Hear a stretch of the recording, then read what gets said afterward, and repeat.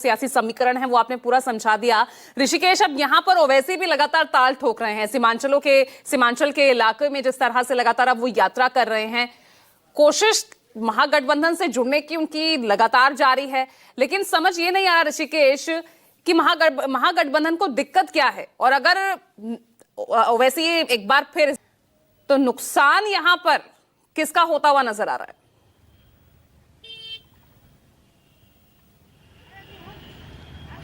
पूजा, देखिए, अगर नहीं ओवैसी अकेले ही मैदान में उतरेंगे, न्यूज़ 24 ने जब उनसे बात की देर रात में, तो उन्होंने कहा कि वो अकेले चुनावी मैदान में है। उनकी तरफ से जो कोशिशें की गई थी आरजेडी के लिए बातचीत करने का, वो बातचीत के दरवाजे लगभग बंद हो गए हैं। तेजस्वी यादव और उनके गठबंधन ने उन्हें बहुत ज्यादा भाव नहीं दिया। इसीलिए देखिए, बात तो सही है कि सीमांचल में अररिया में इतने बड़े बड़े सीमांचल न्याय यात्रा की तस्वीर लगी हुई है, बड़े बड़े पोस्टर, बैनर, और 22 विधानसभा सीटों पर पिछली बार असदुद्दीन ओवैसी की पार्टी ने चुनाव लड़ा था और 5 सीटें जीती थी। यहाँ से बगल में तस्लीमुद्दीन का इलाका, उनके बेटे पिछली बार MIM से चुनाव जीते थे, बाद में वो आरजेडी में शिफ्ट कर गए। तो ओवैसी का फैक्टर है इधर? देखिए, मैं किसी के फैक्टर के बजाय ये कहना चाहता हूँ कि ये इलाका सरहदी इलाका है, जिसको बॉर्डर एरिया कहते हैं, और सीमांचल को मार्जिनाइज्ड इलाका भी कहा जाता है, हाशियाई खित्ता है। कभी मरकजी हुकूमत या फिर सूबाई हुकूमत की नजर करम इस पर नहीं पड़ी है। नहीं, लोग पूछ रहे हैं कि 22 सीटों पर लड़ने वाले ओवैसी जब आखिरी वक्त में आए हैं, तो नफा नुकसान वोटिंग में तो या तो इधर या उधर, या फिर दोनों के किधर भी नहीं। मैंने आपसे गुजारिश की है कि मैं विकास के हवाले से बात करना चाहता हूं। जहां तक ओवैसी की बात है, देखिए, ये जमहूरियत है, यहाँ सबको इख्तियार है अपने चुनाव लड़ने की और मजा नहीं आ रहा और मैदान में आने की। लेकिन मैं ये चाहता हूं कि मीडिया जगत के भी लोगों से कि इस इलाके में पलायन, गुर्बत बहुत ज्यादा है, और इस इलाके में कल कारखाने नहीं है। नहीं, सुन लिया जाए। अरे मैं समझ रहा हूँ, लेकिन हमारे साथ और भी पूरे देश में लोग जुड़े हुए हैं। हाँ, नहीं, ठीक है। तो मैं ये बताइए, ओवैसी साहब फैक्टर है या इधर नहीं है? इधर है। पिछली बार उनको 5 सीटें आई थी, इस बार उनका प्रभाव कमा या बढ़ा है? न बढ़ेगा कि कमाए?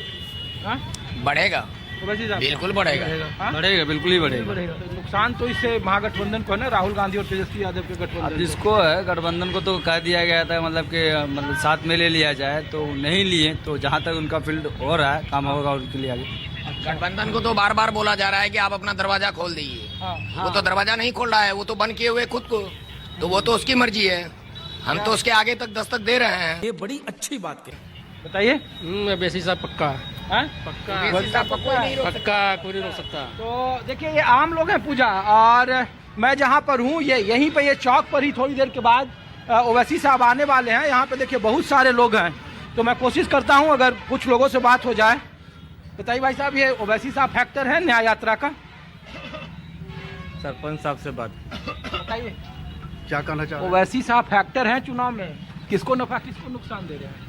देखिए, नुकसान तो यहाँ है, क्योंकि ओवैसी साहब को यहाँ लोग नहीं चाह रहा है, गठबंधन को चाह रहा है। महागठबंधन जो है ना, उसी को लोग वोट देगा। 5 सीट तो पिछली बार यहीं बगल में जो कि 5 सीट लेने के बावजूद भी 5 विधायक भाग गया, आरजेडी में चला गया। सिचुएशन को देखकर आरजेडी में चला गया। पूरे देश में ये मुसलमान जानना चाहता है कि सीमांचल के मुसलमान बढ़ते हैं तो बीजेपी को फायदा होता है।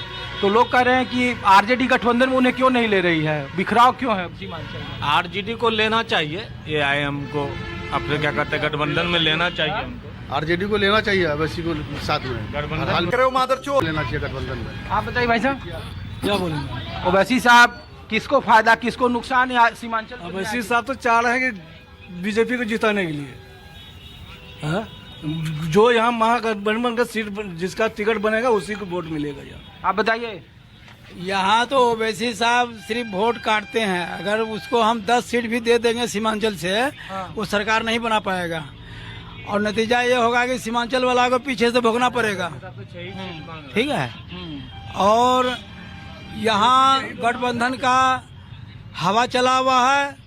गठबंधन का टिकट कोई कुत्ता कोई बांध देगा, वो अपना महागठबंधन को वो सीट निकाल करके जाएगा यहाँ से। अरे तो उनके वोट, इतने बड़े बड़े पोस्टर, बैनर, एक दिन में 5-5 7 पोस्टर नहीं चाहिए, रुआ के बिछौना नहीं चाहिए, हमको बिल्कुल लकड़ी वाला बदल लिया बिछौना चाहिए।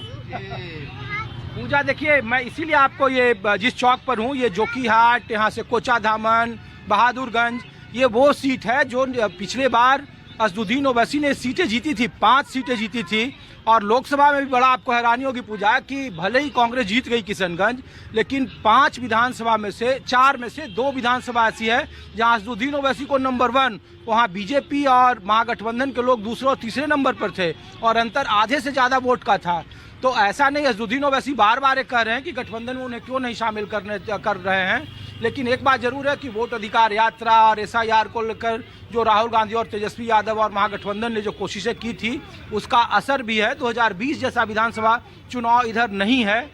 इस बार कुछ फिजा बदली है, लेकिन बावजूद इसके असदुद्दीन ओवैसी के समर्थक अब भी इधर हैं एमआईएम के, और वो एक मजबूत फैक्टर हैं इन इलाकों में। जो 21 सीट 24 सीटें जो सीमांचल की है, उनमें अभी भी तकरीबन सही पकड़े हैं 1 दर्जन ऐसी सीटें हैं जहां अगर असदुद्दीन ओवैसी को अगर कायदे से अगर रणनीतिक तरीके से नहीं रोका गया या फिर अपने कैंपेन को धार नहीं दी महागठबंधन ने, तो इसका खामियाजा फिर उठाना होगा। कितना उठाएंगे नहीं उठाएंगे ये कहना मुश्किल है, लेकिन राहुल गांधी के हाल के दिनों में जो या फिर कांग्रेस के ने जो कोशिश की है, सीडब्ल्यूसी की बैठक, अति पिछड़ों को आरक्षण देने की बात वो कर रहे हैं, तो अति पिछड़ा मुस्लिम और जो कुछ सवर्ण वोटर हैं, वो एक कोशिश जरूर की जा रही है कांग्रेस की तरफ से कि जो नीतीश कुमार का वोट बैंक रहा है, ईबीसी वोट जो 38% है पूरे बिहार में जातीय जनगणना के हिसाब से, और अगर उसमें 33% आरक्षण देने की बात ईबीसी की अगर कर रहे हैं, अति पिछड़ा न्याय जो है जिसकी बात वो कह रहे हैं और इसको लेकर कानून बनाने की बात कर रहे हैं, तो अगर उसमें सेंधमारी होती है, अगर ध्रुवीकरण नहीं होता है या फिर जो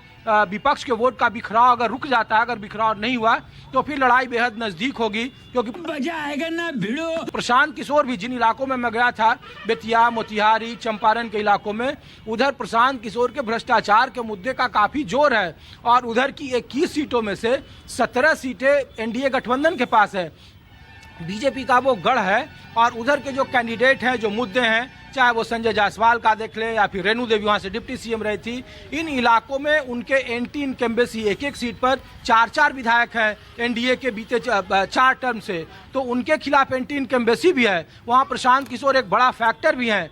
तो ऐसा नहीं है कि सिर्फ और सिर्फ महागठबंधन के लिए ही ओवैसी एक चुनौती है, एनडीए गठबंधन के लिए भी प्रशांत किशोर की पार्टी एक बड़ी चुनौती है। और ईबीसी जो तय करता है बिहार में विधानसभा चुनाव के नतीजे, उस ईबीसी बोर्ड पर अगर कांग्रेस का या राहुल गांधी का अगर ये मास्टर प्लान काम कर गया तो फिर लड़ाई काफी नजदीक होगी। 2020 में भी बहुत नजदीक लड़ाई थी, लेकिन चिराग पासवान के इस बार एनडीए में आने के बाद कहा जा रहा है, और मुकेश सहनी के महागठबंधन में आने के बाद कहा जा रहा है कि लड़ाई बिल्कुल मजा आया, बिल्कुल संतुलित और काफी चौंकाने वाले और करिश्माई होंगे। आखिरी वक्त तक ये तय नहीं हो पा रहा है बिहार में। दिल्ली में बैठे लोगों को लगता है कि बिहार में किसकी सरकार बन रही है, लेकिन आप बिहार घूमेंगे तो आप बड़ा कंफ्यूज हो जाएंगे। अलग अलग जगहों में आप जाएंगे तो कि किनके समर्थक किसके पक्ष में है, किनको नुकसान हो रहा है, किसको फायदा हो रहा है। तो असदुद्दीन ओवैसी की जो सीमांचल न्याय यात्रा है, उसको लेकर भी कई सारे द्वंद्व हैं। कुछ सीटों पर जो असदुद्दीन ओवैसी या उनकी पार्टी के यहाँ का जो लोकल चेहरा है, अख्तरुल इमाम जो है,